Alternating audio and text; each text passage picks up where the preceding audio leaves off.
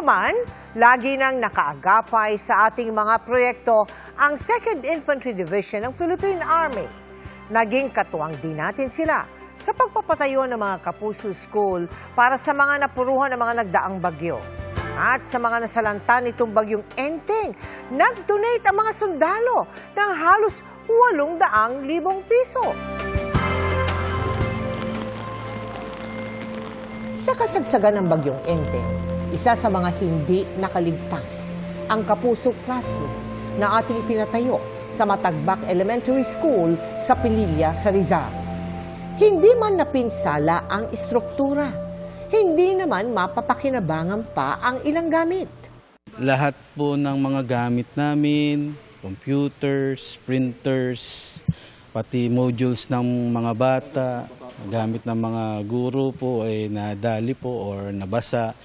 Ganito rin ang sitwasyon sa ipinatayo nating classroom sa Virgilio Melendres Memorial Elementary School sa Pililla, Rizal. Hanggang dito po yung water. Ang problema po, nasira po yung mga gamit ng mga guro. Sa building wala akong nakitang problema, structurally walang problema eh. Noon daw nagkaroon ng lindol dito, parang na-peel off lang yung plaster pero wala ka makikitang crack sa mga structure niya.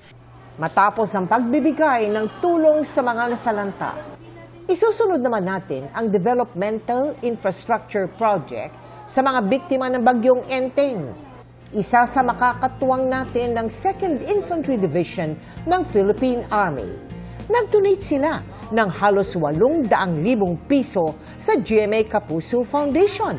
5,000 sundalo ang buong pusong ibinahagi ang isang araw nilang meal allowance na 150 pesos. Nung nalaman nila na ito naman ay para sa ikabubuti nating mga kababayan, naging biktima. So I think walang nag-hesitate. Lahat ay approved. Kasama rin natin sila sa pagbuo ng mga Kapuso School sa Pulilio at Bordeo sa Quezon na matinding napuruhan sa bagyong Karding.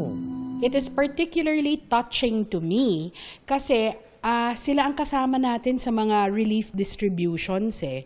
Kakainin na lang nila. Dinonate pa sa atin. You know, that really means a lot. Binisita rin natin ang ilang Kapuso School na napinsala ng bagyo sa Montalban sa Rizal.